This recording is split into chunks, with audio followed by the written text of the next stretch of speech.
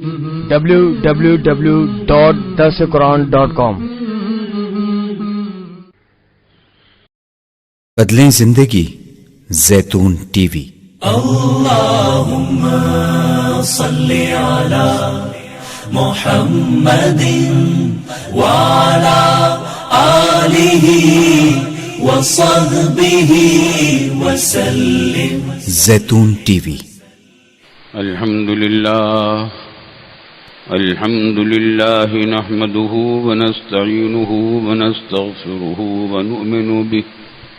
ونؤمن به ونتوكل عليه ونعوذ بالله من شرور أنفسنا ومن سيئات أعمالنا من يهده الله فلا مضل له ومن يضلله فلا هادي له ونشهد أن لا إله إلا الله وحده لا شريك له ونشهد أن سيدنا وسندنا ومولانا محمدا عبده ورسوله صلى الله تعالى عليه وعلى آله وصحبه أجمعين وسلم تسليما كثيرا كثيرا أما بعد فأعوذ بالله من الشيطان الرجيم بسم الله الرحمن الرحيم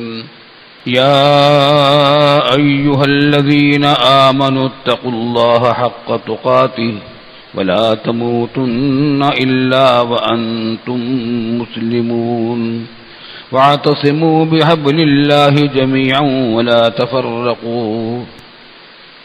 بزرگان محترم اور برادران عزیز،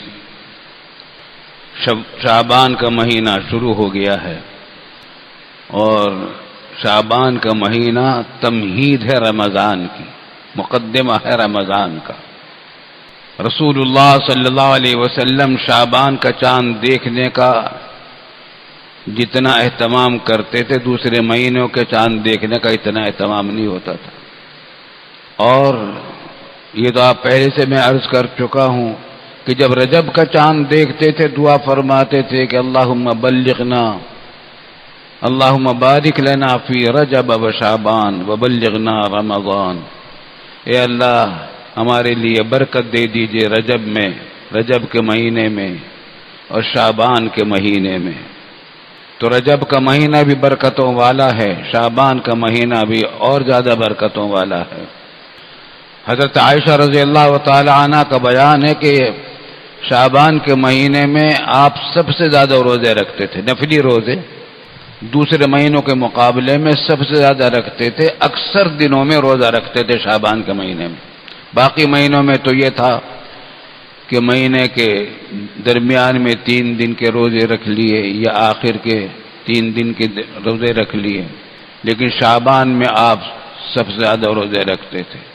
صحابیات کا معمول بھی یہی تھا، امہات المومنین کا۔ اور میں نے پچھلے جمعہ کو عرض کیا تھا کہ رمضان آ رہا ہے نیا، اس رمضان سے پہلے تو اس کی تیاری میں سے ایک یہ بھی ہے کہ روزے اگر ہمارے ذمے پچھلے باقی ہیں جو رکھے نہیں گئے تھے، مردوں کے ذمے ہوں یا عورتوں کے، وہ رمضان آنے سے پہلے ان کو نمٹا لیں۔ کچھ نہیں پتا کب پیغام آ جائے گا اللہ کی طرف سے۔ آدمی یہ سوچتا ہے کہ چلو ابھی نہیں، رمضان کے بعد رکھ لیں گے، مگر کچھ نہیں پتا رمضان کے بعد کا وقت ملے گا بھی یا نہیں ملے گا، کچھ نہیں پتا۔ موت تو آ کر رہے گی، 1 سیکنڈ آگے یا پیچھے نہیں ہوتی۔ جو جگہ اور جو وقت، جو لمحہ موت کے لیے مقرر ہے اس سے آگے پیچھے ممکن نہیں۔ کچھ پھر وہ ملک الموت نوجوان کو نہیں دیکھتا، عمر کو نہیں دیکھتا کہ بوڑھا کون ہے، جوان کون ہے، بچہ کون ہے، وہ تو اللہ کے حکم کو دیکھتا ہے کہ حکم کس کا ہے۔ تو وہ تو اپنا کام کر کے چھوڑتا ہے۔ اس واسطے قبل اس کے کہ نیا رمضان شروع ہو، پچھلے رمضان کے حسابات کو بے باک کر لیا جائے۔ خواتین کے ذمے عام طور سے روزے زیادہ رہ جاتے ہیں، ان کے شرعی عذر کی وجہ سے رمضان میں وہ روزے نہیں رکھتی، اس کا اصل طریقہ تو یہ ہے کہ رمضان کے فوراً بعد ہی، عید کے بعد روزے رکھ لیے جائیں، لیکن اگر نہیں رکھے ہیں تو اب رمضان سے پہلے روزے رکھ لیے جائیں، اس کا اہتمام کر لیا جائے۔ اور دوسری بات یہ ہے کہ رمضان میں عام طور سے لوگ زکوٰۃ ادا کرتے ہیں، زکوٰۃ کا سال رمضان سے شمار کرتے ہیں۔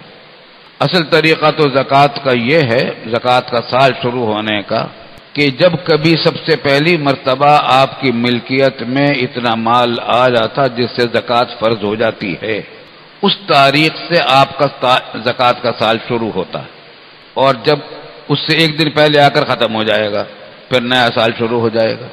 لیکن بہت سے لوگوں کو یہ تاریخ یاد نہیں رہتی کہ ہماری ملکیت میں کس تاریخ میں اتنا مال سب سے پہلے آیا تھا جس سے زکوٰۃ فرض ہوتی ہے، تو وہ رمضان کی پہلی تاریخ سے کر لیتے ہیں۔ ایسا بھی کر لیا جائے، لیکن احتیاطاً کچھ زکوٰۃ زیادہ بھی دے دی جائے، کیونکہ ہو سکتا ہے کہ پچھلے دنوں میں آپ پر زکوٰۃ فرض ہوئی ہو۔ نیا سال سے شروع ہوتا تو آپ پہلی رمضان کو آپ دیکھ لیجیے، بہت سے لوگ پہلی رمضان کو حساب کرتے ہیں، تو جن کو اپنی تاریخیں یاد نہیں ہیں وہ پہلی رمضان سے اپنا حساب کو رکھیں، تو پہلی رمضان سے زکوٰۃ کا سال شروع ہوگا۔ نیا سال شروع ہونے سے پہلے اپنی پچھلی زکوٰۃ کا حساب بے باک کر دیا جائے۔ بعض لوگ زکوٰۃ کا حساب نہیں کرتے، ایسے ہی اندازے سے دیتے رہتے ہیں، اس میں کبھی زکوٰۃ کی نیت کرتے کبھی نہیں بھی کرتے، اور سوچتے کہ ہم نے بس دے دیا، بہت سارا دے دیا، اس سے بھی زیادہ دے دیا ہوگا جتنی زکوٰۃ فرض ہوتی ہے۔ مگر زکوٰۃ کی ادائیگی کے لیے سب سے پہلی بات تو یہ کہ نیت ہو، اور دوسری یہ کہ حساب ہونا چاہیے۔ حساب میں اندازے میں غلطی بھی ہو جاتی ہے، خدا نخواستہ غلطی ہو گئی تو پکڑ میں آ جائیں گے۔ زکوٰۃ کا مال اگر، میں نے شاید پیچھے بھی عرض کیا تھا، حدیث میں آتا ہے کہ ما خالطت الزکوٰۃ مالا الا اہلکتہ، زکوٰۃ جس مال میں مل جاتی ہے اس کو برباد کر کے چھوڑتی ہے۔ کیا مطلب ہے؟ اس کے دو صورتیں ہوتی ہیں اس کی۔ زکوٰۃ دوسرے مال میں مل جائے، حلال مال میں مل جائے، ایک یہ کہ زکوٰۃ فرض ہوئی تھی اور کسی نے وہ ادا نہیں کی، تو اب وہ زکوٰۃ شامل ہو گئی اس کے باقی مال میں، اب اس باقی مال کو برباد کرے گی۔ وہ برباد کرنے کے بہت سارے طریقے ہیں کہ یہ تو مال ہی برباد ہو جائے گا، یا مال رہے گا مگر اس کا فائدہ ختم ہو جائے گا، راحت نہیں ملے گی، بیماریاں آ جائیں گی، مقدمہ بازیاں کھڑی ہو جائیں گی، دشمنیاں کھڑی ہو جائیں گی، مصیبتیں آ جائیں گی، جو مقصد تھا پیسے کا وہ حاصل نہیں ہوگا۔ تو زکوٰۃ جس مال میں مل جاتی ہے اس کو برباد کر کے چھوڑتی ہے۔ اس کی ایک صورت تو یہ ہے کہ آدمی پر زکوٰۃ فرض ہوئی اور اس نے ادا نہیں کی، باقی مال کے ساتھ وہ ملی رہی، تو اس باقی مال کو بھی برباد کرے گی۔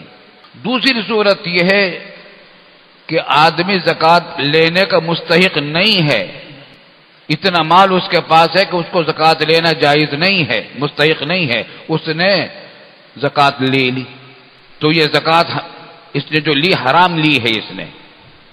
یہ جب مال باقی مال میں ملے گی اس کو برباد کرے گی، طرح طرح کی مصیبتیں آئیں گی، وبال آئیں گے۔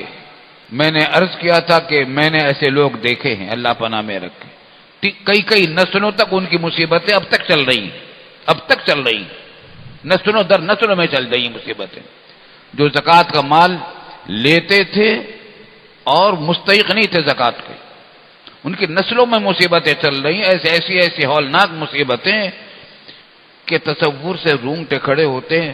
مصیبت کے بدترین موت کے جتنے طریقے آدمی سوچ سکتا ہے وہ سب ان کے اس خاندان میں موجود ہیں، تقریباً وہ سارے دیکھے۔ بیٹے نے باپ کو قتل کر دیا، بیوہ جو ہے وہ بھی اسی خاندان کی ہے، بیٹے نے باپ کو قتل کر دیا، اس بیوہ کے اوپر کیا گزرے گی؟ ماں ہے، بیٹا کا خیال کرے یا شوہر کا خیال کرے، اور پھر بیٹے نے بھی خودکشی کر لی۔ ایک واقعہ نہیں ہے، کتنے واقعات اللہ تعالیٰ پناہ میں رکھے۔ ایسی ایسی مصیبتیں آتی ہیں، تو زکوٰۃ کا حساب کرنا نہایت ضروری ہے۔ تھوڑا مال بھی اگر رہ گیا تو خطرناک ہے، تو حساب کرنا چاہیے۔ ہر سال کا باقاعدہ حساب رہنا چاہیے ہر مسلمان کے پاس۔ یہ دیکھے کہ مثلا اس کا زکوٰۃ کا حساب کرتا ہے وہ یکم رمضان کو، تو یکم رمضان کو وہ دیکھے کہ آج کی تاریخ میں میری ملکیت میں بینک بیلنس کتنا ہے، سونا کتنا ہے، چاندی کتنی ہے، اور اگر کوئی مال تجارت ہے تو وہ کتنا ہے۔ مال تجارت میں کارخانوں کی پیداوار بھی شامل ہے اور را میٹیریل بھی شامل ہے، تو ان سب کی میزان لگا کر مجموعہ نکال کے اس کا 2.5% ادا کر دے۔ 2.5% ادا کرنے کا کیا مطلب ہے کہ 100 میں سے 2.5 روپے، 1000 میں سے 25 روپے، ہر 1000 میں سے 25 روپے ادا کر دے اور نکال کے الگ رکھ لے۔ اچھے سے اچھے جگہ پر دیکھے کہ جو زیادہ مستحق ہے اس کو دے۔ اپنے رشتہ داروں میں جو زیادہ مستحق ہوں، رشتہ داروں میں دینے میں اور زیادہ ثواب ہے، ڈبل ثواب ہے۔ اگر رشتہ داروں میں کوئی مستحق زکوٰۃ ہے تو ان کو دینے میں دوہرا ثواب ہے، ایک زکوٰۃ کی ادائیگی کا اور دوسرے اپنے صلہ رحمی کا، رشتہ داروں کے ساتھ حسن سلوک کا۔ صلہ رحمی بہت بڑا فریضہ ہے شریعت کا، بہت بڑا فریضہ ہے جو اس سے بہت لوگ غافل رہتے ہیں۔ رشتہ داروں کے ساتھ اچھا سلوک کرنا، تو رشتہ داروں میں اگر کوئی مستحق زکوٰۃ ہے تو ان کی مدد کی جائے اس طریقے سے کہ ان کو بتائیں نہیں کہ زکوٰۃ ہے، کسی بھی نام سے دے دیں، ہدیہ کے نام سے دے دیں، عیدی کے نام سے دے دیں، افطاری کے نام سے دے دیں، کسی بھی یا ایسے ہی دے دیں۔ خلاصہ یہ ہے کہ زکوٰۃ کی ادائیگی فرض ہے۔ حدیث میں آتا ہے کہ جب لوگ زکوٰۃ کی ادائیگی نہیں کرتے، اس کے اندر کوتاہی کرتے ہیں، تو اللہ تعالیٰ بارشیں روک دیتا ہے، بارشیں روک دیتا ہے۔ اللہ پناہ میں رکھے۔ آج کل ہمارے یہاں کیا ہو رہا ہے، کراچی میں بارشیں نہیں ہو رہی، سندھ میں بارشیں نہیں ہو رہی، نہ ہونے کے برابر ہیں، اور بعض جگہوں پر جو ہو رہی ہے تو اس سے نقصانات پہنچ رہے ہیں۔ تو ایک بات تو یہ ہے کہ زکوٰۃ کی ادائیگی کا اہتمام فرمایا جائے، اس کا احتیاط کی جائے۔ اور دوسری بات ایک اور بھی ہے، وہ یہ کہ رمضان کا مہینہ آ رہا ہے، اللہ تعالیٰ کی طرف سے وعدے ہیں مغفرت کے، رحمتوں کے، بخششوں کے، لیکن یاد رکھیے بندوں کے حقوق روزوں سے معاف نہیں ہوتے، نفلی نمازوں اور تلاوت اور تسبیحات سے معاف نہیں ہوتے، وہ تو حقوق ادا کرنے ہی سے ہوتے ہیں۔ 5 گناہ بتلائے رسول اللہ صلی اللہ علیہ وسلم نے، 5 کبیرہ گناہ، بہت بڑے بڑے گناہ ہیں، کہ 5 بڑے بڑے گناہ ایسے کہ ان کا ہر ایک کا عذاب بھی معین ہے اور دنیا میں آتا ہے، آخرت میں آئے گا ہی، دنیا میں بھی آتا ہے۔ ایک تو یہی کہ زکوٰۃ میں اگر زکوٰۃ کی ادائیگی نہ کی جائے تو اللہ تعالیٰ بارشیں روک دیتا ہے، اور دوسرا یہ کہ ناپ تول میں کمی کرے۔ قرآن کریم میں پوری ایک سورت نازل کی ہے، وَيْلٌ لِّلْمُطَفِّفِينَ، ہلاکت اور بربادی ہے ان لوگوں کے لیے جو ناپ تول میں کمی کرتے ہیں، پیسے پورے لے لیے، مال پورا نہیں دیا۔ اور میں یہ بات پہلے بھی عرض کر چکا ہوں، مفسرین نے لکھا ہے، ہمارے والد صاحب رحمۃ اللہ علیہ نے بھی تفسیر معارف القرآن میں لکھا کہ یہی صورتحال ملازم اور مالک کے درمیان ہے۔ ملازم تنخواہ لیتا ہے، کس بات کی تنخواہ لیتا ہے؟ اپنے وقت اور محنت کی، کہ اپنا وقت پورا لگائے گا، محنت بھی پوری لگائے گا۔ اگر پیسے پورے، تنخواہ پوری لے لی، وقت پورا نہ لگایا، کام پورا نہ کیا، وقت کے باوجود، طاقت کے باوجود، وہ بھی ناپ تول میں کمی کرنے والوں میں شامل ہے۔ تو یہ کام چوری، اس کو دوسرے الفاظ میں تعبیر کر دیجیے کام چوری، کہ آدمی دہاڑی پوری لے لے، مزدور ڈیوٹی پوری نہ دے، ملازم اپنی تنخواہ پوری لے لے، ڈیوٹی پوری نہ دے۔ آج یہ عذاب ہمارے پورے ملک میں پھیلا ہوا ہے، بیوروکریسی ہمارے سرکاری دفاتر میں جا کر دیکھیے کیا حال ہو رہا ہے. تنخواہیں پوری لیتے ہیں اور نیچے سے لے کر اوپر تک چل رہا ہے معاملہ، بہت اوپر تک جا رہا ہے، سب سے اوپر تک جا رہا ہے پاکستان میں سرکاری اداروں میں، کہ مراعات اور سہولتیں پوری بلکہ ڈبل، اور اپنی فرائض کی ادائیگی میں انتہائی درجے کی غفلت اور کوتاہی اور سستی، اس کا یہ عذاب آ رہا ہے. تو اللہ رسول قرآن کریم میں فرمایا وَيْلٌ لِّلْمُطَفِّفِينَ الَّذِينَ إِذَا اكْتَالُوا عَلَى النَّاسِ يَسْتَوْفُونَ وَإِذَا كَالُوهُمْ أَوْ وَزَنُوهُمْ يُخْسِرُونَ.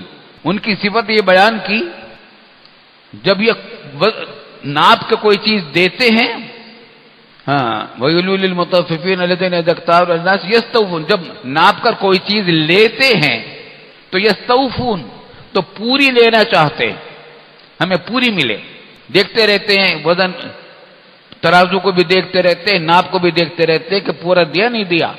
وَإِذَا كَالُوهُمْ وَوَزَنُوهُمْ يُخْسِرُونَ، اور جب دوسرے کو ناپ کے دیتے ہیں یا وزن کرتے ہیں تو ڈنڈی مارتے ہیں، دھوکہ بازی کرتے ہیں. یہاں ایک سوال پیدا ہوتا ہے کہ یہاں پر مذمت کی گئی ہے ان کی، اور مذمت میں ان کی دو باتیں بیان کی گئی. ایک یہ کہ یہ اپنے جس چیز کے پیسے دیے ہیں وہ پوری وصول کرتے ہیں، دوسرے یہ کہ جس چیز کے پیسے دیے ہیں لیے ہیں تو اس کی پوری نہیں دیتے. سوال یہ کہ پہلا جو عمل ہے اس میں تو کوئی گناہ کی بات نہیں، آدمی نے پیسے دیے پورا لے، اس میں تو کوئی گناہ کی بات نہیں، مگر یہاں پر مذمت کے موقع پر ان کو بھی ذکر کیا گیا کہ جب یہ لیتے ہیں تول کر ناپ کر تو پورا لینا چاہتے ہیں. میں نے اس پر بہت غور کیا اور مفسر کے کلام سے بھی تائید ہی ہوتی ہے، اور وہ یہ کہ اس کو ان کی حماقت کے طور پر بیان کیا گیا ہے کہ ایسے لوگ حماقت میں مبتلا ہیں. جب آدمی ناپ تول میں کمی کرے گا دوسروں کو دینے میں، کبھی اس کو ناپ تول میں کمی پوری نہیں ملے گی، کیونکہ جس معاشرے میں ناپ تول میں کمی کا رواج ہو جائے تو ہر ایک ڈنڈی مارے گا. دودھ والا بیچارہ بدنام ہے ہمارے یہاں کہ دودھ میں پانی ملاتا ہے، بعض اوقات تو یہ ہوتا ہے کہ پانی میں دودھ ملاتا ہے بیچارہ، مگر بدنام تو دودھ والا ہو گیا. لیکن یہ ناپ تول میں کمی پورے معاشرے میں چل رہی نہیں چل رہی. یہ دودھ والا جب گوشت لینے جائے گا قصائی کے پاس تو قصائی اس کی کھال اتارے گا، ہڈیاں دے گا وزن کر کے، گوشت کی بجائے چھیچڑے اور ہڈی دے دے گا، ایک آدھ بوٹی بھی ڈال دے گا.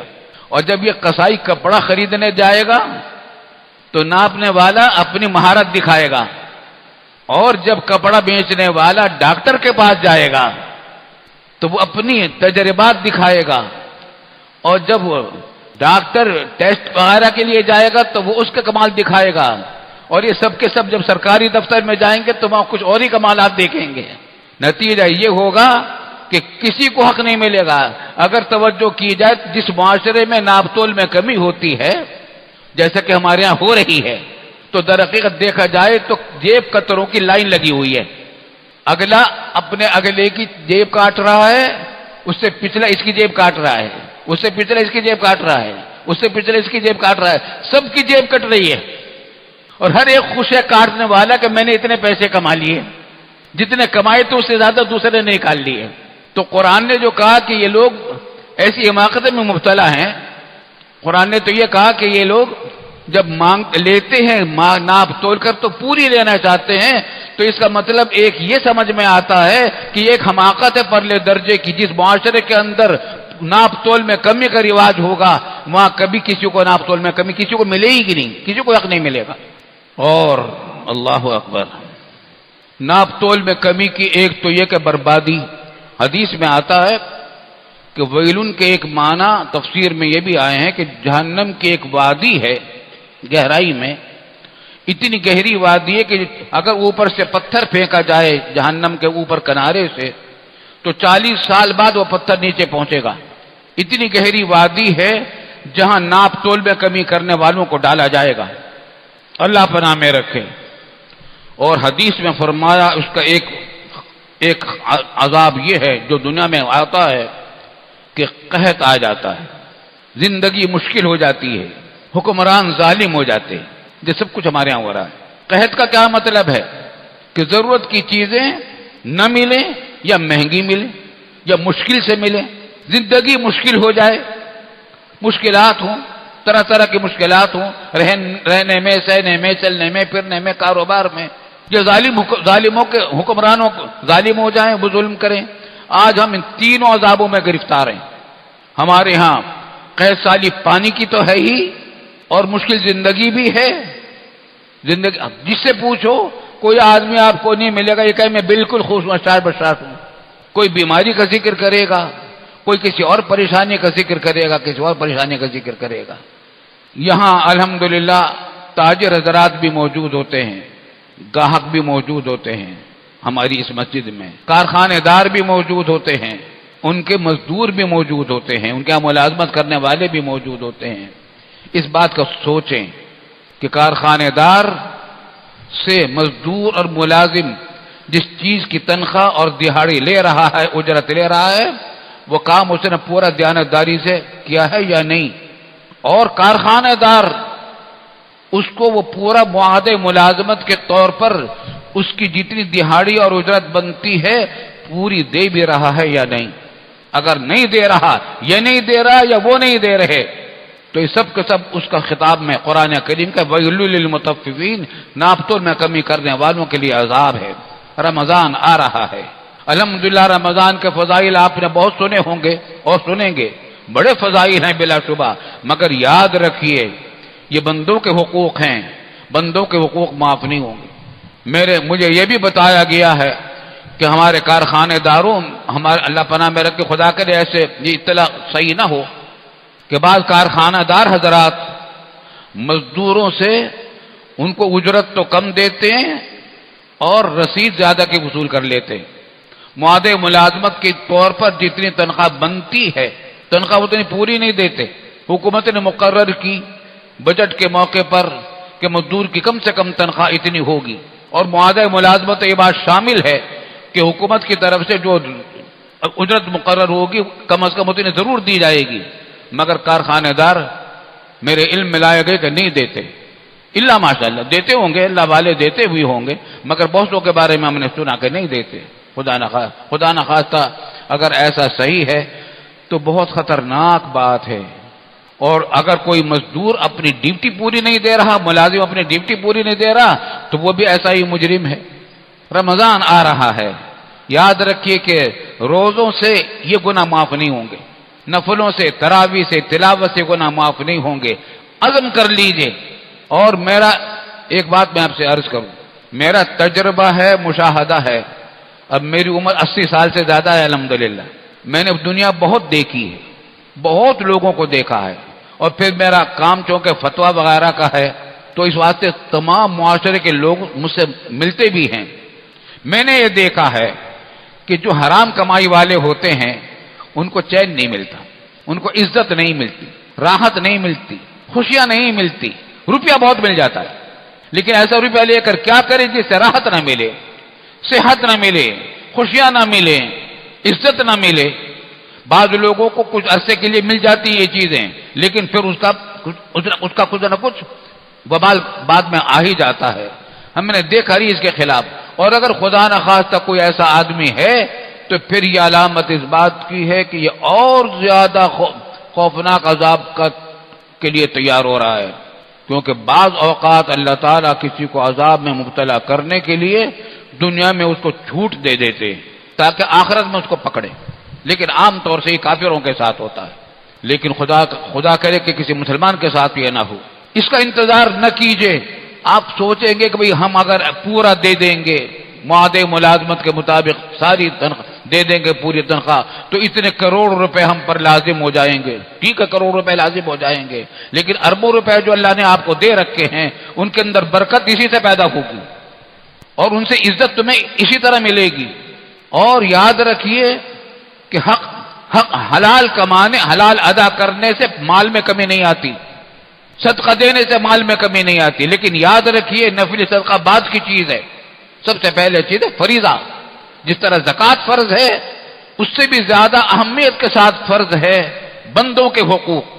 ملازموں کے تنخواہیں، ان کی اجرتیں، اور ملازمین اور مزدوروں پر اپنے مالک کی ڈیوٹی اور کارخانے کی ڈیوٹی پوری کی پوری دینا، یہ ان کے ذمہ فریضہ ہے، نماز کی طرح کا فریضہ ہے۔ اللہ تعالیٰ اس فریضے کی ادائیگی کی توفیق عطا فرمائے۔ آج ہم طرح طرح کی مصیبتوں میں جو گرفتار ہیں، اس کی ایک وجہ یہ بھی ہے، میں نے عرض کیا تھا نا کہ ناپ تول میں کمی کرنے کی وجہ سے قحط آتے ہیں، زندگی مشکل ہو جاتی ہے، حکمران ظالم ہو جاتے ہیں۔ آج ظالم حکمرانوں کا تسلط ہمارے اوپر ہے، سارے اخبارات اور میڈیا بھرے ہوئے ہیں۔ اللہ تعالیٰ محفوظ رکھے۔ تو بھائی میری بہت دل سوزی کے ساتھ درخواست ہے کہ رمضان سے پہلے ان چیزوں کی تیاری کی جائے۔ اللہ تعالیٰ ہم سب کو اس کی توفیق عطا فرمائے۔ وآخر دعوانا ان الحمدللہ رب العالمین۔ آج کے بات کا خلاصہ عرض کر دوں، اور وہ یہ کہ اپنے ذمے کے جو روزے باقی ہوں پہلے کہ وہ پورے کر لیے جائیں، زکوٰۃ کوئی باقی ہو وہ پوری کر لی جائے، اور دوسروں کے بندوں کے حقوق جو واجب ہیں ہمارے ذمے ان کی ادائیگی میں کمی نہ کی جائے، ناپ تول میں کمی، کام چوری نہ کی جائے۔ اللہ تعالی ہم سب کو ان باتوں پر عمل کی توفیق عطا